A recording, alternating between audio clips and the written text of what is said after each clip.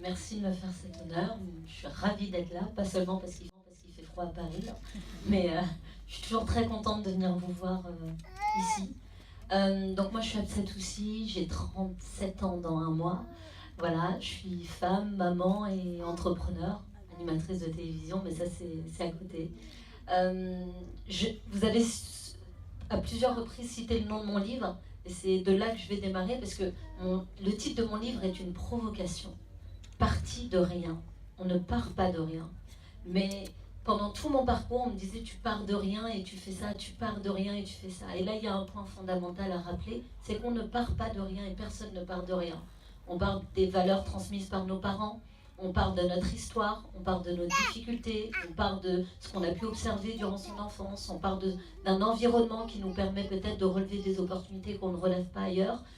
Donc le titre Parti de rien, c'était une provocation. D'ailleurs, au dos de mon livre, le rien est entre guillemets, parce que le laisser sans guillemets, c'est presque injurier tout ce que la vie m'a apporté, de bon comme de difficile, parce que je vous reparlerai des difficultés qui sont très très très formatrices. J'ai donc monté ma boîte à l'âge de 24 ans, une société dans le domaine des cosmétiques, des salons de beauté. J'en ai eu 17, j'ai eu une centaine de salariés. Ça a été difficile. C'était difficile parce que on nous explique souvent qu'on n'a pas le bon parcours pour faire ce que l'on souhaite faire, comme s'il y avait une règle. Et en fait, moi, je ne crois pas du tout à cela. Il n'y a pas un parcours type pour devenir entrepreneur. Il y a tout ce que vous êtes, l'énergie que vous avez, la niaque, la détermination que vous avez, votre capacité à affronter l'échec. Il faut vous préparer à vivre des échecs. Un entrepreneur qui ne vit pas d'échecs, ça n'existe pas. Mais dites-vous juste qu'on va réinventer la définition de l'échec pour dire que l'échec, c'est une réussite différée. Donc, vivent l'échec les gens qui décident de ne pas rester assis sur leur chaise, de se lever, de tenter des choses et de les transformer un jour en un succès. Alors ça nécessite plusieurs tentatives, et ça c'est la bonne nouvelle. C'est simplement que vous êtes des sportifs de haut niveau, et comme un sportif de haut niveau, vous allez vous préparer à la compétition. Et on ne gagne pas la compétition tous les jours. On se prépare, on s'entraîne, on gagne, on perd. Et je vous garantis qu'on apprend beaucoup plus quand on perd que quand on gagne. Une autre chose, c'est, je ne parle pas vraiment de mon parcours, la création d'entreprise, je l'ai dit, vous le trouvez sur Internet, je suis là pour partager avec vous peut-être d'autres choses qu'on ne trouve pas sur Internet, peut-être le cheminement qui m'a amené à construire ma boîte, etc. Mais autre chose qui est très important, c'est que quand vous montez une boîte, je l'assimile à un saut en parachute. Je le raconte dans mon livre, il y a tout un chapitre sur le saut en parachute.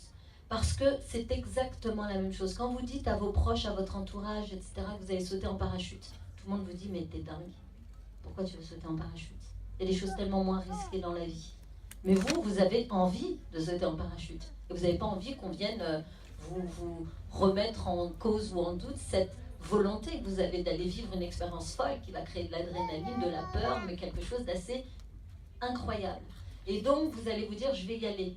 Pendant que vous marchez vers l'avion, c'est comme quand vous allez marcher pour aller créer votre boîte jusqu'au tribunal de commerce, vous aurez plein de gens autour de vous qui vous diront mais non, mais n'y va pas, mais t'es folle, mais faut pas y aller, mais c'est fou de vouloir prendre des risques comme ça, tu pourrais trouver un job bien payé, et puis assise tranquille dans ton bureau, pourquoi tu vas faire ça?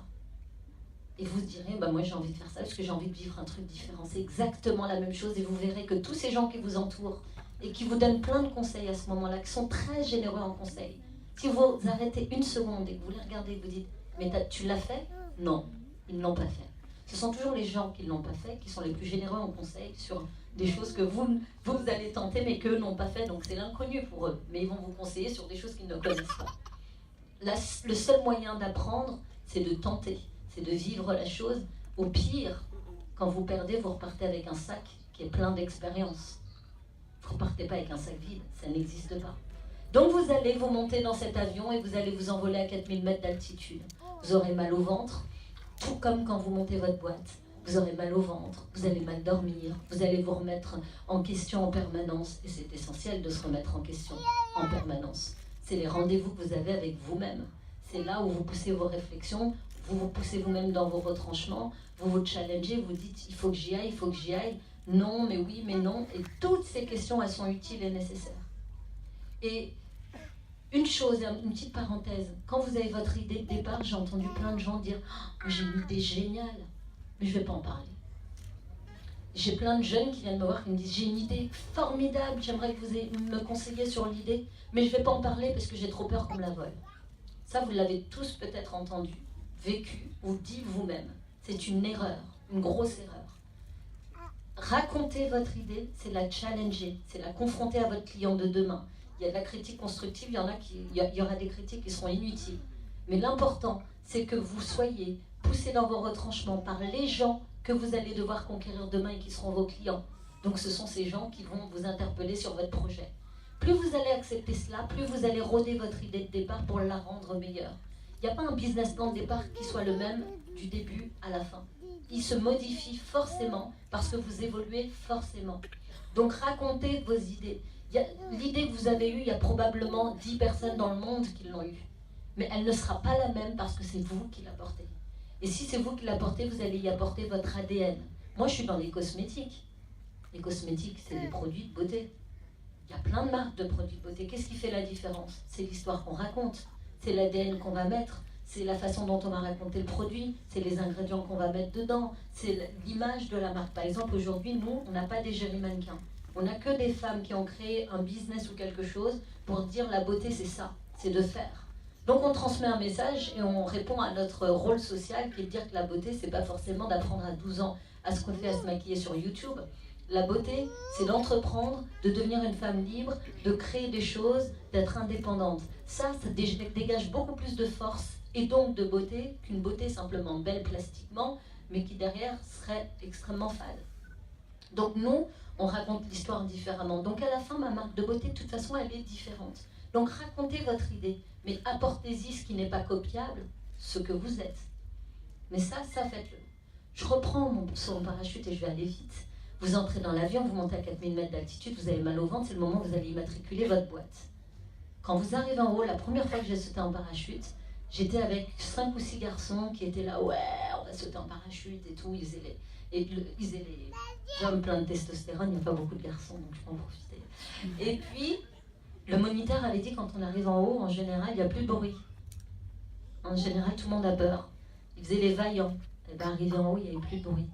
On les entendait plus. Ils avaient peur, ils étaient blêmes. Parce que oui, c'est une prise de risque. Quand la porte de l'avion s'ouvre, vous voyez le vide, vous ne savez pas vers où vous allez. Vous avez beau imaginer concrètement votre projet, vous ne savez pas où vous allez. Et vous avez ce vide et vous décidez de sauter parce que vous êtes un entrepreneur. Vous êtes un sportif de haut niveau. Vous avez envie de changer votre vie. Vous avez envie de vous confronter à vous-même. Vous avez envie surtout d'une chose, c'est de réaliser vos rêves et de ne pas passer votre vie à juste rêver votre vie. Vous avez envie de réaliser, donc de vous confronter à la réalité. Donc les vrais entrepreneurs, à ce moment-là, ils vont sauter parce qu'ils ont envie de sauter. Il y en a quelques-uns qu'on va pousser. Alors c'est ceux qui tombent et ça ressemble à des sacs qu'on jette de l'avion. Ça, c'est pas forcément ceux qui vont gagner. Ce qui est important, c'est que dès le début du saut, vous vous prépariez à l'atterrissage. Plus vous vous préparez à l'atterrissage, plus il sera formateur. Vous défilez, vous sautez, c'est la chute libre, et là vous voyez défiler tous vos week-ends, vos soirées avec vos copines, etc. etc. Parce qu'évidemment, ça va vous demander beaucoup de temps, d'énergie, vous allez travailler nuit et jour pour aller réaliser votre projet. Quand on saute, il y a un moment où le parachute s'ouvre, et là c'est un moment de bonheur absolu, absolu. Vous allez vivre un truc incroyable. Il y a plus... Qui a déjà sauté en parachute ici? Vous savez forcément de quoi je parle. Sauf si vous avez le vertige. Mais en général, là, vous vivez un moment incroyable. Il n'y a plus de bruit, il n'y a plus rien. Il y a une sensation incroyable d'être assis sur le toit du monde et d'observer. Ça, ce sont les succès de l'entrepreneur. Ils ne durent pas forcément longtemps, mais qu'est-ce qu'ils sont bons. Et tout ce que vous aurez vécu avant, c'est pour vivre ça. Que ça dure 2 secondes, 5 minutes ou 10, savourez-le, appréciez-le. Et à un moment va venir l'atterrissage. Si vous êtes préparé, vous allez toucher le sol. Peut-être avec difficulté, vous allez vous faire mal. Moi, ça m'est arrivé en 2013 quand j'ai liquidé judiciairement ma société. Mais j'étais tellement préparée à vivre des échecs dans ma vie d'entrepreneur que, j'avais la chance et l'immense chance de n'avoir rien à perdre. 2, quand j'ai touché le sol, je l'ai touché avec toute la rage qui était la mienne. Et c'est parce que j'ai bien touché le fond que j'ai rebondi plus haut. Donc dites-vous que c'est que ça. L'échec, c'est l'atterrissage, Et à chaque fois que vous lancerez une nouvelle idée dans votre entreprise, ça sera un nouveau saut en parachute.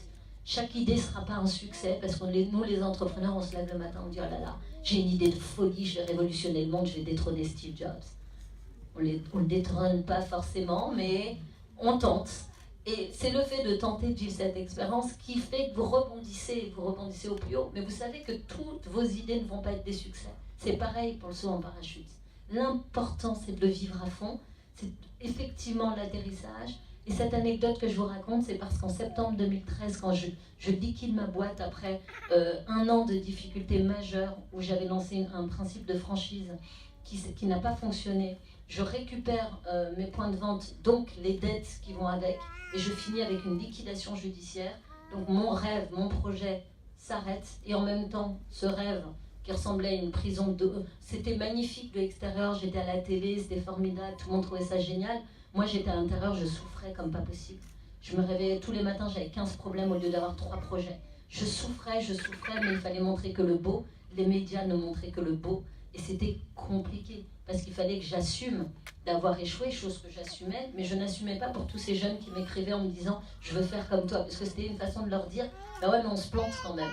Et oui, en fait, j'ai appris qu'il fallait leur dire qu'on se plante quand même, mais ce qui est important, c'est comment tu rebondis. Et ce jour-là, j'ai un journaliste du journal Le Monde qui vient me demander de faire une interview sur mon échec. Je lui dis, mais il y a plein de boîtes au tribunal de commerce qui sont liquidées avec 1000 emplois à la clé, pourquoi vous venez faire sur moi?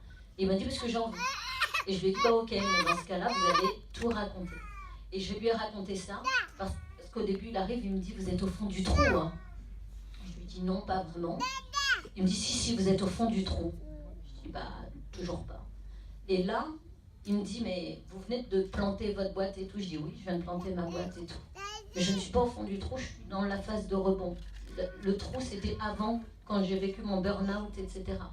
Et je lui raconte cette histoire de saut en parachute. Il me dit, ah, j'ai changé mon titre. Le titre, c'était Upset aussi l'échec. Et en fait, c'est devenu Upset aussi les vertus de l'échec.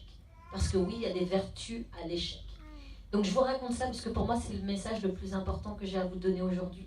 Avec quelques conseils clés, recruter, c'est recruter meilleur que soi. Avancez dans votre vie entrepreneur en vous entourant de gens meilleurs que vous. Parce qu'on est toujours là à se dire, je veux pas de cette fille, elle est trop belle, elle est trop intelligente, elle est plus ça que moi, elle est plus ça que moi. Bah ouais, justement, c'est pour ça que vous devez l'apprendre. Parce que échanger avec des gens qui ont des choses qui sont meilleures que vous et des qualités que vous n'avez pas, c'est progresser. Si vous vous entourez que de gens moins bons que vous ne progresserez pas. Donc ça, c'est fondamental. Recrutez meilleur que vous. N'acceptez que soit l'impossible que la limite que vous vous fixez vous-même. Pas ce que les gens vous fixent. Voilà. Donc ma vie d'entrepreneur, elle a rebondi au moment où je liquide cette boîte. J'ai remonté une marque de cosmétiques, cette fois uniquement de vente de produits avec des petites boîtes à beauté. Et aujourd'hui, on a 2 boîtes à beauté, une à Dakar, une en Côte d'Ivoire. On en a 2 en ouverture cette année à Paris. On vient de signer avec le réseau Monoprix 20 nouveaux points de vente. Et on est dans 200 points de vente en France. Donc j'avais répondu avec insolence à des gens qui étaient heureux de me voir échouer parce que c'est un truc que je ne comprends pas. Il y a beaucoup d'entrepreneurs qui veulent se lancer, mais beaucoup ne se lancent pas parce qu'ils ont peur d'échouer, surtout parce qu'ils vont être montrés du doigt pour leur échec. Et ce qui est important, c'est de montrer que vous êtes capable, vous, de tenter des choses, parce que celui qui tente et qui échoue, c'est celui qui a essayé. Et ce jour-là, après toute cette expérience, ce que je peux vous dire, c'est que, 1, je suis ravie d'avoir essayé. 2, je ne serais jamais la femme libre et épanouie que je suis aujourd'hui si j'avais écouté tout ce que... On peut écouter et parfois il faut entendre, mais il y a des choses qu'on écoute et il y a des choses qu'on entend. La nuance, elle est là. Voilà. Donc ne laissez personne décider de votre rêve. Battez-vous en sachant que ça va être difficile. C'est parce que c'est difficile que c'est bon, et c'est parce que c'est bon et que vous allez y arriver que vous serez en train de toucher avec vos mains votre rêve et votre projet qui ne sera plus virtuel mais concret. Voilà, donc ma boîte continue, je continue. Je me permets d'être femme, d'être libre, d'être maman, d'être entrepreneur. Tout le monde dirait, non mais elle est folle, mais pour une femme, ça ne doit pas faire tout ça. Une femme fait exactement ce qu'elle veut et nous sommes le premier message. Nous devons transmettre le premier message qui est l'action, qui n'est pas le discours. Il ne faut pas être dans la plainte, il faut être dans l'action. Si la femme n'est pas l'égalité de l'homme, c'est la faute de la femme. Parce que c'est nous qui devons faire bouger les codes pour faire en sorte qu'on devienne l'égal de l'homme. Il y a des hommes qui sont féministes, il y a des hommes qui ne le sont pas, mais tous les hommes ne sont pas contre la femme. Nous avançons avec les hommes dans notre société. Et ça, c'est un message qui est important. C'est pas en scindant les choses et en s'opposant aux hommes qu'on va y arriver. Donc oui, la femme sera à l'égalité de l'homme quand on décidera tout de monter les boîtes et d'imposer nous que l'égalité salariale, homme-femme, etc., c'est une règle. Voilà. Hafsa Toussi, des très beaux témoignages et un retour sur son parcours justement. Je vous invite à noter et retenir toutes les questions que vous souhaitez